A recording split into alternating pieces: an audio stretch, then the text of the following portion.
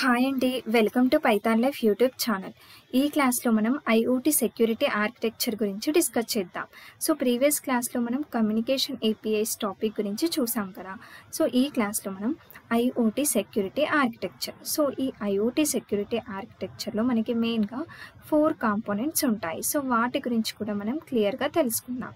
First component వచ్చేసి secure device, and second component వచ్చేసి secure communication, third one వచ్చేసి secure cloud, and last one వచ్చేసి secure life cycle management. So మనం ఈ క్లాస్లో ఈ టాపిక్స్ గురించి డిస్కస్ చేద్దాం. సో ఫస్ట్ వన్ ఏంటి, IoT security architecture. So architecture గురించి చూద్దాం. ఫస్ట్ ఐఓటీ సెక్యూరిటీ ఆర్కిటెక్చర్లో మనకి మెయిన్గా 4 కాంపోనెంట్స్ ఉంటాయి. ఫస్ట్ వన్ వచ్చేసి సెక్యూర్ డివైస్. సో ఈ సెక్యూర్ డివైస్లో యూజరు అండ్ అలాగే డివైజెస్ అనేవి ఉంటాయి. యూజర్ ఇక్కడ అప్లికేషన్ని యూజ్ చేస్తాడు. సో ఐఓటీ డివైజెస్లో ఎంబెడెడ్ సిస్టమ్స్ అనేవి మనకి ఉంటాయి. యూజర్కి సెక్యూరిటీని ప్రొవైడ్ చేయడానికి, అలాగే డివైజెస్కి సెక్యూరిటీని ప్రొవైడ్ చేయడానికి మనకి ఈ సెక్యూర్ డివైస్ అనే కాంపోనెంట్ యూజ్ అవ్వడం జరుగుతుంది. సో నెక్స్ట్ సెకండ్ కాంపోనెంట్ వచ్చేసి సెక్యూర్ కమ్యూనికేషన్. సో కమ్యూనికేషన్ అంటే ఏంటి అని అంటే, లైక్ డివైజెస్ మధ్య కమ్యూనికేషన్ అవ్వడానికి నెట్వర్క్లో మనకి రౌటర్స్ అండ్ అలాగే ఐఓటీ గేట్వేస్ ఉంటాయి. సో ఈ రౌటర్స్ అండ్ ఐఓటీ గేట్వేస్ అనేవి responsible for routing the data for secure communication. ఒక ప్రాపర్ సెక్యూర్ కమ్యూనికేషన్ని ఉండడానికి లైక్ గేట్వేస్ని కానీ రౌటర్స్ని కానీ మనం ఇక్కడ యూజ్ చేయడం అనేది జరుగుతుంది.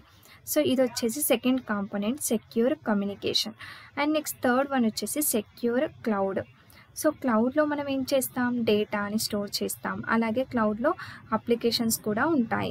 అలాగే క్లౌడ్లో మనకి advanced technologies like machine learning and artificial intelligence. So వీటిని మనం ఈ మషిన్ లెర్నింగ్ అండ్ ఆర్టిఫిషియల్ ఇంటెలిజెన్స్ని యూజ్ చేసి మల్టిపుల్ ఆల్గరిథమ్స్ని డెవలప్ చేయొచ్చు.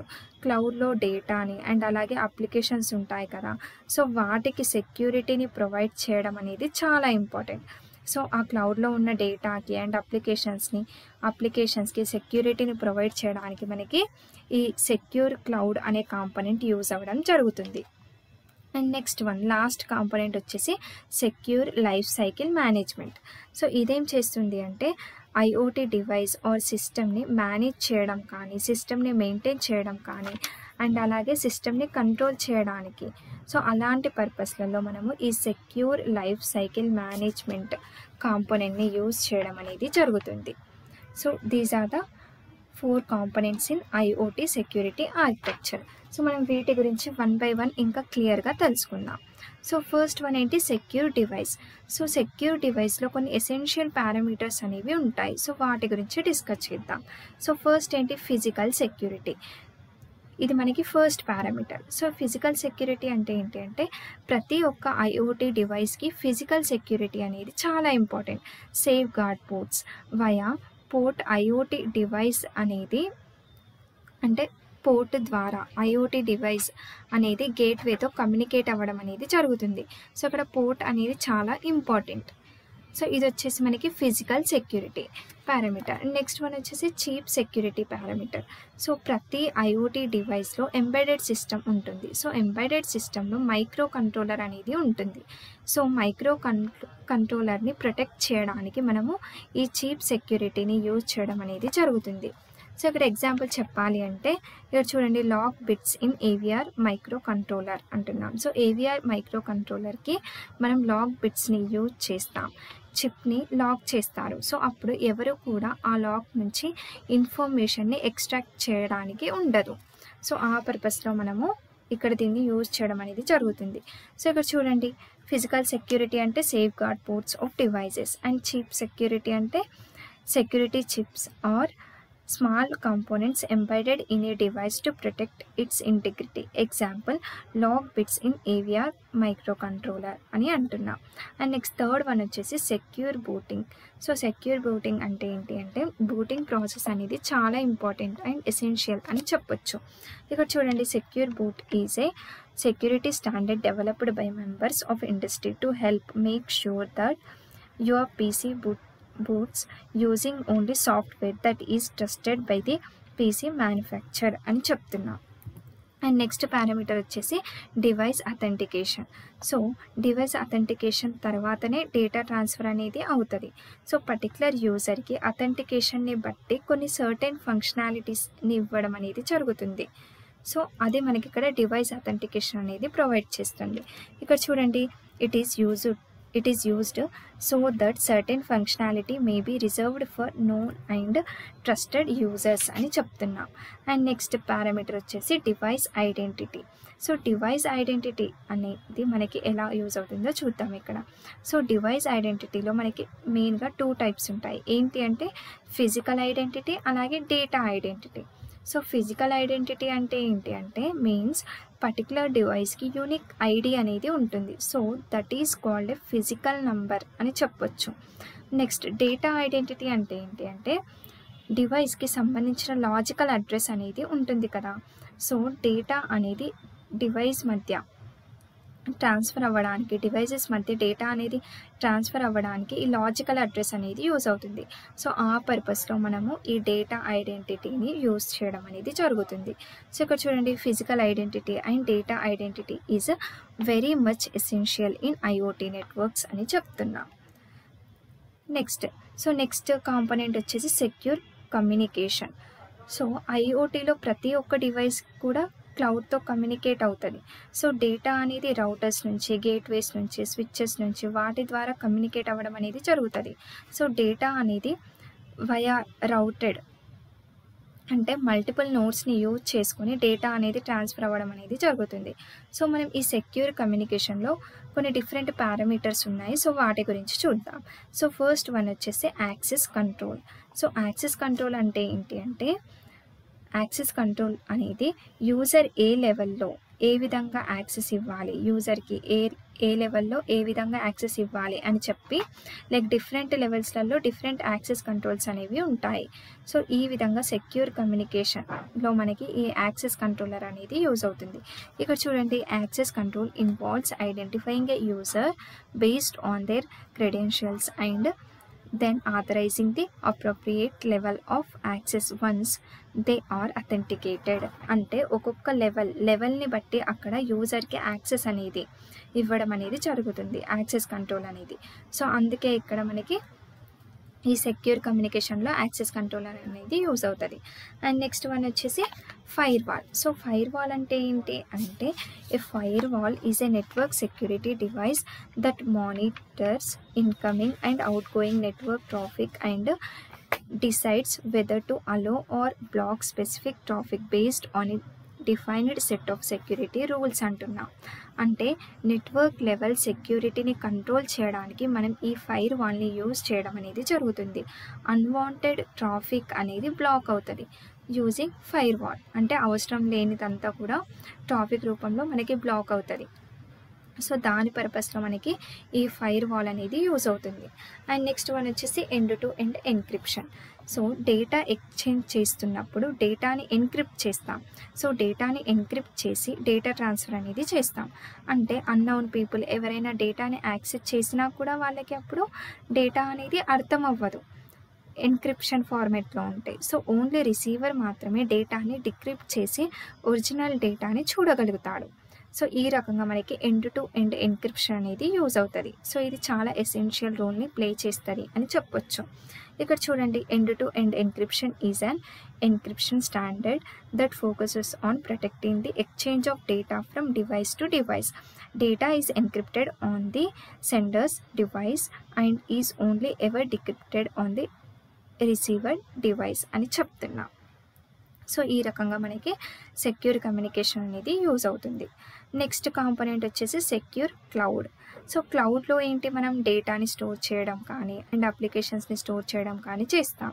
ఎవరికైతే యాక్సెస్ ఉంటుందో వాళ్ళు మాత్రమే క్లౌడ్లో చేంజెస్ అనేవి చేయొచ్చు.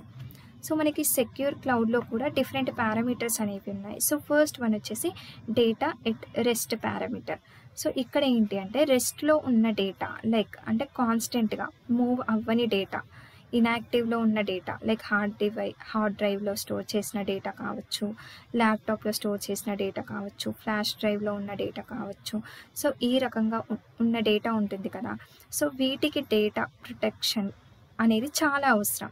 సో అలా డేటాని ప్రొటెక్షన్ చేయడానికి మనకి ఈ డేటా ఎట్ రెస్ట్ అనేది యూజ్ అవుతుంది. ఇక్కడ చూడండి, data at rest is data that is not actively moving from device to device or network to network, such as data stored on hard drive, laptop, flash drive, or achieved stored in some other way. Data protection at rest aims to secure inactive data stored on any device or network అని చెప్తున్నా. And next parameter వచ్చేసి platform integrity verification. So క్లౌడ్లో మనకి variety type of platforms అనేవి ఉంటాయి.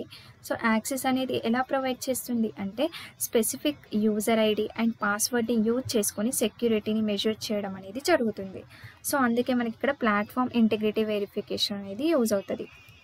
ఇక్కడ చూడండి, cloud platforms is accessed with verification for security measures అంటున్నాం. And next parameter వచ్చేసి అప్లికేషన్ ఇంటిగ్రిటీ వెరిఫికేషన్. సో ఈ అప్లికేషన్ ఇంటిగ్రిటీ వెరిఫికేషన్ అంటే ఏంటంటే డేటా యాక్సెస్ అవుతున్నప్పుడు ఆ డేటా అనేది షుడ్ నాట్ బి ఆల్టర్డ్, అంటే ఎవరు కూడా మ్యానిపులేట్ చేసేలా ఉండొద్దు ఆ డేటా అనేది. సో ఇక్కడ చూడండి, it gives the assurance the data is unadulterated from its original form అంటున్నాం. సో అంటే మనం డేటాని యాక్సెస్ చేస్తాం కదా, సో ఆ డేటా అనేది లైక్ ఎవరు కూడా మ్యానిపులేట్ చేసేలాగా ఉండొద్దు. సో ఆ పర్పస్లో సో ఈ రకంగా మనకి అప్లికేషన్ ఇంటిగ్రిటీ వెరిఫికేషన్ అనేది చెక్ చేస్తుంది.